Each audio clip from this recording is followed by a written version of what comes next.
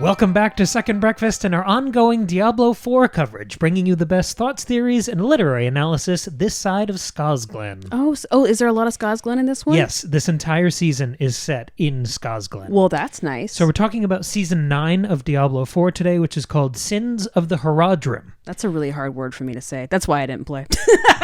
I blasted through this season.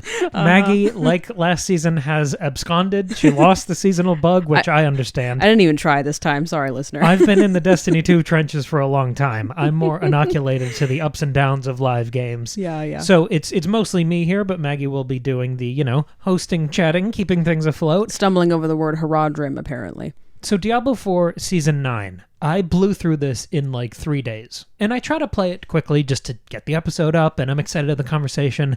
The comments, just as a shout out to you guys, the listeners, the viewers, that last episode really popped off, and the discussion was fantastic in the comments. That was really fun. So thoughtful, so informative. I really loved engaging with you guys there. And that was really great because I was a little nervous. Like anytime we don't have a lot of positive things to say about something, I feel kind of nervous about putting that out there and, making sure that what we're doing is worthwhile and not just being negative. And I think that really proves that it was. It sparked this really great discussion among other fans in the community, and I really, really enjoyed it. And that's our pledge since the beginning. We've done episodes on every act of the campaign, we did the expansion, and episodes on every single season. And our pledge to you is when it's good, we'll call it good. When it's bad, we'll call it bad. Because we care so much. Yes, we do. About the franchise, about this game in particular. And that's where I want to start. Okay. Because this season was genuinely shocking for me. Wow. So I want to start with the state of the game, as we usually do. We do a state of the game, we talk about the campaign, we do a class update, and then we have wrap-up questions. Beginning with the state of the game, I have some bullet points to go through here. As with every other season of this game, there are new seasonal powers. They don't get in the way. They're not fun to chase, but they're fine. You deal with them like once or twice. Are they at all like recognizable? Because I remember either last season or the season before, like some of those seasonal powers, it was like I never even noticed they were happening. What was it like? They're here? avoidable and inoffensive. Okay. But I wasn't pushed to deal with it that much. It was fine. It didn't move the needle at all. Okay. What was like the theme of them? Was there really a theme? Oh, I don't know. Because there was like a witch one time. Yeah, it was making your own spells, and it wasn't as cool as it sounds. That's too bad. The other thing that they added in Season 8 was the reliquary system, which is kind of an shitty evolution of the season pass and the microtransactions. Yeah. That is still here. There's a lot more to buy. There are multiple tabs. They kind of broke down all the stuff you can unlock with the season pass into different tabs. One is weapons, one is, it's just a bunch of shit they want to sell you. And all of the cool stuff, all of the best art design is the most heavily paywalled. I felt completely comfortable ignoring this. Maybe it's because I'm used to this in live games, because of previous Diablo experience, because of all my Destiny experience. But the thing I liked was, in my whole time playing the season, I was never harassed to go check out the shop and go buy more stuff. Okay, that's good. I got enough, they're called favor tokens, through playing the season that I got to unlock a cool horse and a couple weapons and whatever. I got a couple things and it didn't bug me. I basically opted out of it and that was fine. Yeah. I mean, I think I get a little bit haughty when it comes to like monetization. Like I get why games have those things. Like you need to make money for your game. I understand. But I don't like when they push it on you, and it seems like that this was done well and that you could ignore it if you wanted to. Totally. And from a technical aspect, the game is running fine. I played through the whole season on Xbox, didn't have any crashes. I had one bug. Wow. I played a Necro, and I had a ton of minions, and there was one time in a dungeon, one of the ones with all those little like prison gates and iron walls and all that. Sure. I was going through a door, and it just completely bugged out because I had like 1,000 minions trying to figure out how to walk through a doorway.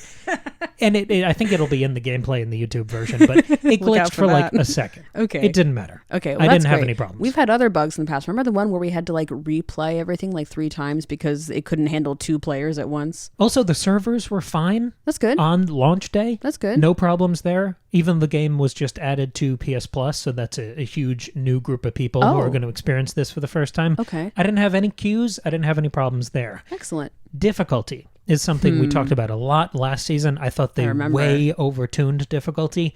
And there's a control group here. We've talked about this in most of the seasons that you and I played together. We always started on the hard difficulty, which I think used to be... Remember they had world tiers?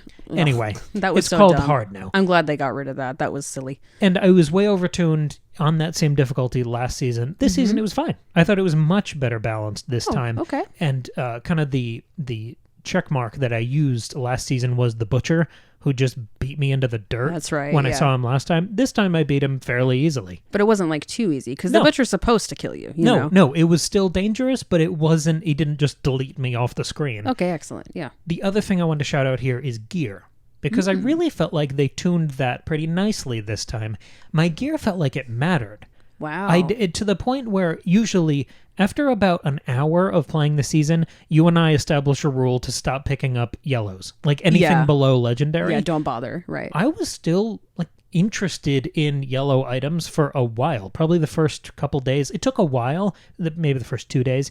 It took me a while to fill up all of my gear slots with legendaries. Mm-hmm. And over the course of my playtime in this season, I only got maybe 3 uniques. That's they nice. felt special. I really have found in the last few Diablo seasons that like there's you're right, there's like too much legendaries, and so nothing feels like it matters, and it gets really dull and boring, and a legendary is supposed to be really exciting, and so that's nice that they've sort of scaled back a bit and shown more restraint. And to illustrate that point a little bit, when I did run into the Butcher in the middle of a dungeon, and I killed him, you always get the Butcher's Cleaver. Mm-hmm. That's the little unique that he drops for that little achievement. Okay, nice. I used that Cleaver for the rest of the season. Oh, wow. Like it was that good of a weapon coming from a special moment that I kept it equipped for a long time. That's great. And I think this speaks to the larger shift in priority and balance in this season, where the stuff we expect in a Diablo, especially in a Diablo IV season, the stuff we take for granted feels like it actually matters again. Nice. And just for some stats on my playtime here, I thought it was pretty perfect. It was about 3 days, couple hours every day, just because I was excited. Yeah. And I only, completing the seasonal campaign, which we're about to talk about, I only got to level 46 here. Oh. I didn't even max out my character. Mm-hmm. But I felt totally satisfied and not at all bored. It didn't feel as padded out. It didn't feel inorganically extended at all. And there's more to do post-campaign. They always leave you with that little hamster wheel of, technically, if you go do more of this certain activity, you get more reputation points with the vendor, right. And then you get more caches of cool and better items. There's more of that I can do, but I finished the campaign, I finished all the relevant stuff, and I feel like I might run more of these dungeons just because it was fun. I was going to ask if you felt motivated to get your character to 60.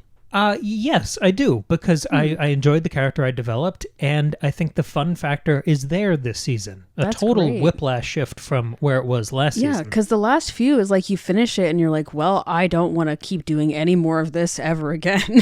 So that's really good to hear. And the thing that engendered this goodwill that I'm talking about, and this is moving on to our second topic here, the campaign. Okay, the seasonal campaign. This is what I really want to just sing from the rooftops about this season. The story matters here. Wow. And it enriches existing lore. It's tied in to the main base campaign that you gave a shit about. Yeah, that we haven't like touched in years. The whole season is kind of about Jonan. Who is that again? From Skarsgård, the guy with the sun. Okay, When yeah. you fight- Is Urine his son or Yes, something? Urine. Okay, yeah. And you fought the dog with all the heads. That's Yeah, Astaroth. yeah, The okay. final boss of this season is a rematch with Astaroth. Because remember, we like bound his soul in a soul stone Yeah, I at do the end of the remember boss that. fight. Okay. This season is basically, hey, there's still some like cosmic goop and blood, and he's not really dead. He's trapped in the stone, so we got to actually kill him. That's great. That's a great extension of the existing campaign that doesn't undo or, make light of what you've already done. Exactly. That's exactly. incredible. It's relevant to the Diablo IV campaign in that it explores the aftermath of that story. Wow, imagine that. And the compelling drama that would naturally follow from that arc. That's great. It's not just, the Iron Wolves are causing a ruckus. It's like, actually, that's great. So and the whole thing is set in Skarsgård, Well, which is basically the northern Scotland section. the of best map. part of the map, obviously. Yes. And just to illustrate this point a little bit, I wrote down some of the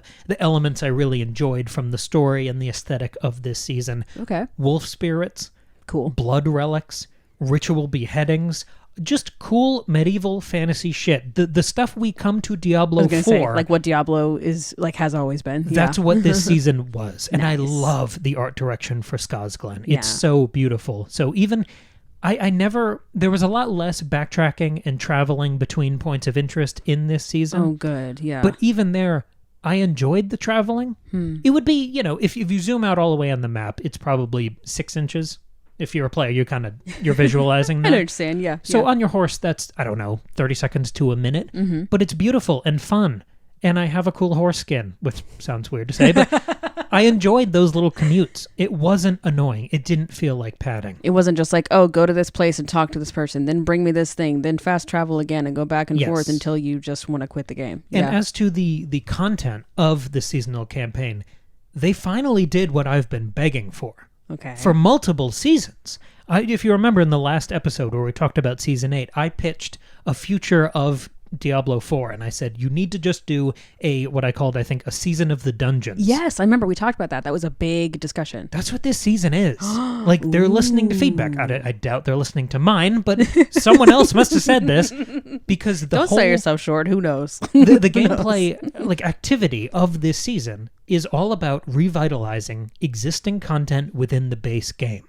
So the core activity, the mechanic of what you're actually doing through this seasonal campaign, is playing a bunch of nightmare dungeons, which are just dungeons. They're like, remember when at release they were like, there are going to be 80 dungeons across the map. And we played a lot of them because we liked unlocking the aspects from each one. That's right. But then after that, there's no real reason to go back to them unless you just want to. Sure. But you kind of have to do that on your own. There's not a perk. There's no incentive. There's nothing driving you to do other than, do you feel like it? Yeah. Nightmare dungeons are taking those dungeons and putting little modifiers on them. Right. Whether they're more difficult in a certain way, or they're, remixing some element of it. And then there's usually a special reward at the end, isn't there? Yeah, there's something. Yeah, okay. They just put a little sprinkle on top. I mean, at the very least, you get like cool gear. Maybe it's not an aspect, but it's something cool. And these nightmare dungeons are even further remixed and deepened. Oh. This is this is almost entirely what you're doing in between those main story beats. But the new wrinkle this time is that there is a portal hidden somewhere within the nightmare dungeon. Oh. And that portal will take you to a new kind of dungeon within a dungeon, and you'll have a little time limit, and you'll run around and activate a bunch of pillars and fight a bunch of enemies, and then fight a big cool boss at the end. Wow. And then you go back and finish the nightmare dungeon. Dungeonception. And the kind of narrative conceit is that there are these relics you're trying to find, so you have to go do all these dungeons, and it points you to a specific dungeon each time. Oh, great. For you to go do. So you do have...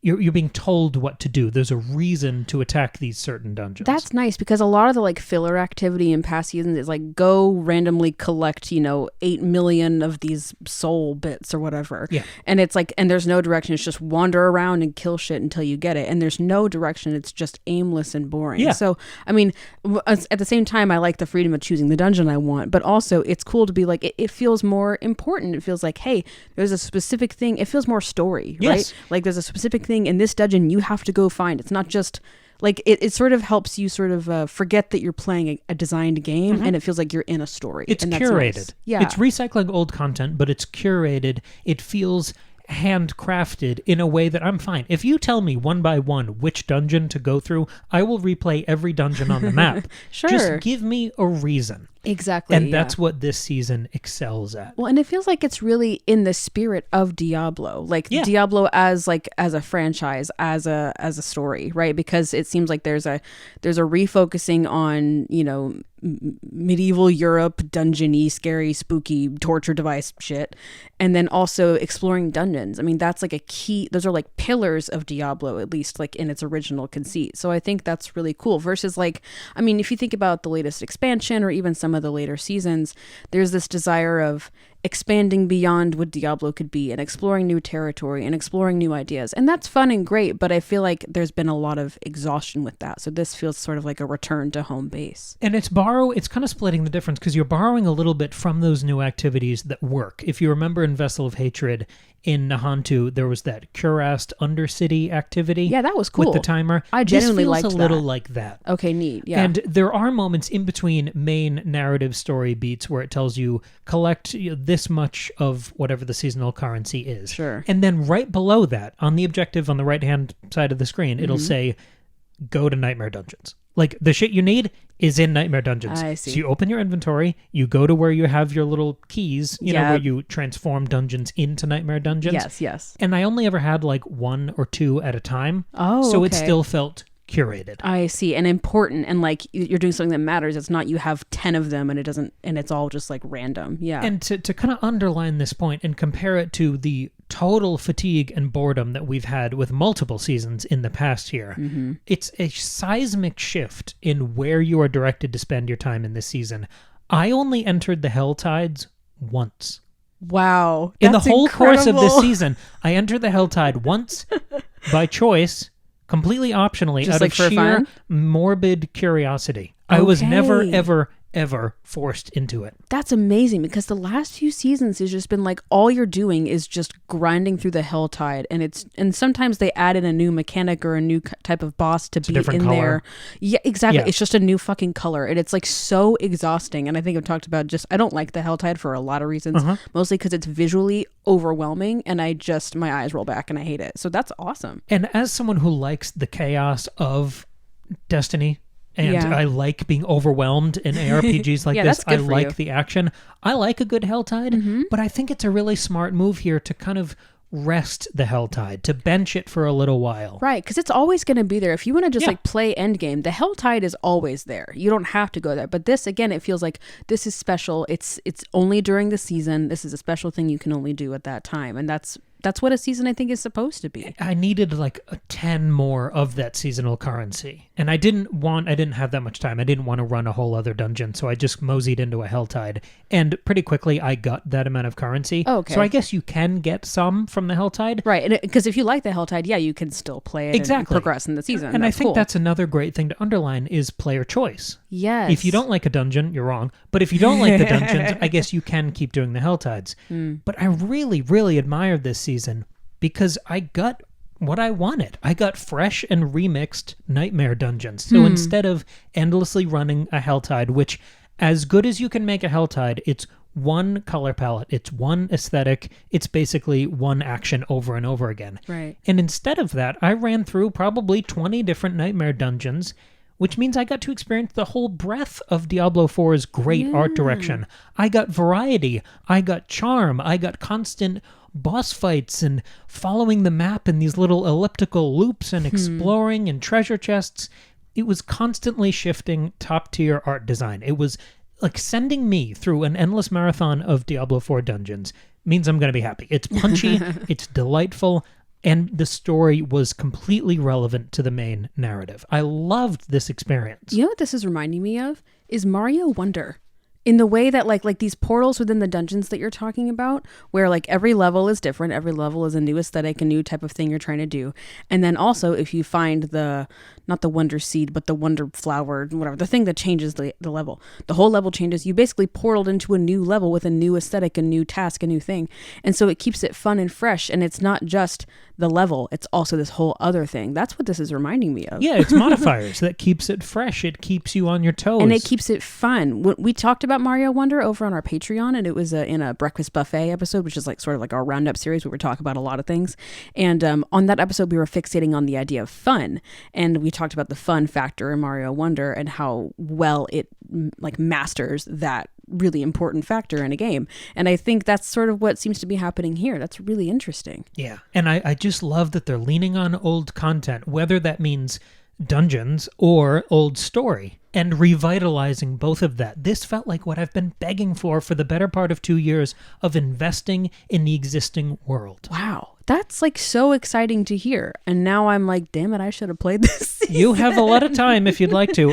Okay. I want to move on to the class I was going to update. say, what class did you play? Because like you saw you use this cleaver from the, what's his Butcher. name, from the Butcher and all this stuff. But yeah, what class did you run? Necro. That's right, Necro. So Okay. I think my favorite character, I like the rogue. Yeah. The barbarian they have brought back from the brink to Yes. the point where I've made my peace with it and I enjoy it It's much better now. Spiritborn is fine. It just doesn't excite me Same. at all. Yeah. Druid is probably what I should do next season. And I know from some developer live streams I watched that they're really focusing on making Druid fun Oh, this that's good. season. Because I tried it once and it was not fun. It seems like it works now. Oh, okay. But I went for Necro because my favorite character I've played in Diablo 4 was a Necro. That was the first one at the time I drove all the way to level 100. What was his name? Like Gurgle? Gurgle, He's with got an his, H. his little pants. And I played Necro this time because I was so unhappy with last season. Yeah. I figured I would set myself up for success, and my best shot at fun was probably the class that had treated me the best. Smart. So this time I slightly went a different way, and I did a shadow build with a ton of minions. And I had a great time. It was, a big scythe, lots of minions, good, simple stuff. I tried to lean into the horror and the mystery in the way I designed the character. Did you use a build guide? I did. Okay. Yes, I did. I again, after last season, I just felt so down on it. I just wanted, I think it was called Shadow Blight. Yeah. I don't know. No, the last time I used a build guide, I didn't like it in that I didn't like that I didn't get to be creative in my choices, but I did like it in that my character was really well built. And so I was very effective, and that was helpful. In principle, I stand by the idea that you should be able to just create your own build and that be viable and fun. But at this point, after doing episodes for every single act and every single season, I just want to have fun, and there are people crunching the numbers. I'm just going to follow that. Yeah, that's fair. That's fine. Maybe I'll be inspired next season, but this one I was coming in at the lowest of lows. Yeah, that's fine. You got to set yourself up. I get it. But again, to the credit of the gear, which I mentioned in the State of the Game segment, I found some actual build synergy within this character, which has nothing to do with a build guide, really. I got a perk on one of the unique items that I found, which enabled me to auto-raise minions. Every cool. second and a half. Without having to constantly respawn them. Nice. So I got to focus on different parts of my arsenal. Cool. And then there was a real level of build crafting here where I felt items talking to each other. I felt my build forming around certain items. I got one item which gave me, when I attacked an elite enemy, it would pop a shield over my health bar. Oh, nice. And then I got another item that gave me a damage buff when I was shielded. Oh, perfect. So they built upon each other. The aspects, the perks, they were talking to each other this time. And that's when Diablo feels the best. We talked about this before, is when you're not just randomly doing shit, but when it's all working together as a system, and when you can feel the effects of, like you said, your gear or this new skill that you just buffed up or something. That's when it feels good. Power fantasy, fun factor. These are the bottom line for Diablo games. And you feel effective. You don't just feel like a tank that can just plow through anything. It feels like there's strategy involved. You have to think, and it keeps you really active and engaged, and it makes you feel effective and you are playing the game well, not just that your character is overpowered. When I died this season, it made me excited. It made me more interested in what was happening. The first time I died, I think it took, I don't know, 20, 25 levels, something like that. The first time I died, I leaned back in my chair. I was like, oh, okay. We got to really lock in here. It's going to be real serious now. Versus how frustrated I was last season. I see. So some wrap-up questions here. I mean, I want your questions as well, but just to kind of wrap this into a bow for my thoughts, I think I have finally, 9 seasons in, made peace with what Diablo 4 is doing with its seasonal model. I don't think it's ever going to reinvent the wheel. No. And this season does not do that. And I think a season shouldn't. That's not really the goal of a season. Maybe. I mean, if you have seasonal teams, then shoot for the moon. But I suppose, yeah. I think this is the most frictionless season I've played in some time. Maybe going back to season 4 or 5. I remember one of those was really good. Loot Reborn was great. And then 5 was something Infernal Hordes, and that was good too. Yes, those were both good. I just had an excellent time with this season. And maybe that's because my expectations changed. Maybe that's because last season was so bad for me. But if this is going to be how it is, where I get a week of fun 4 times a year with each new season until we get a new expansion, that's fine with me. Because this season did what I've been begging for. They continue to invest in current systems and content instead of this endless mistake of creating new locations. I want more reasons to revisit what's already in the game instead of that just dying on the vine. Yes. And from the streams I've watched, it seems like that is a priority for the team. Enhancing existing classes, enhancing existing activities. This is the vital, unnecessary... this is the vital, unsexy maintenance work of a live service. I see. Beefing up what's already there instead of dangling a new shiny thing in front of the players. Yes. I think this, in practice and in principle, this season is a hugely encouraging step for me in the future of Diablo 4. That's awesome. I mean, yeah, because I feel like the shiny new things, that's that's where you do that in an expansion. That's what an expansion is for. A new location, a new class, a new system, right? And tweaking some things, updating some, systems within a season is fun. But yeah, you don't want to try to expand out too much. The point is, I want to play this season because I want a reason to come back to the game I already love. I don't want to play a new game. Otherwise, I would go play a new game and not this weird half-assed new game. So this is really encouraging. And now I'm regretting not playing it with you the one time I don't. Actually, I didn't play season 1 either because I really enjoyed playing through like the main, campaign of Diablo 4 when it came out, but I was a little burnt out on it by then, so I never played season 1, which sounds like I didn't really miss out on a whole lot.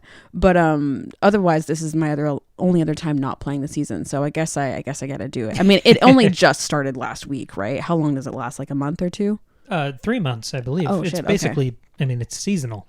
Well, right, yeah, like but still, I don't know how much time is in between each season. I think it's like 3 months.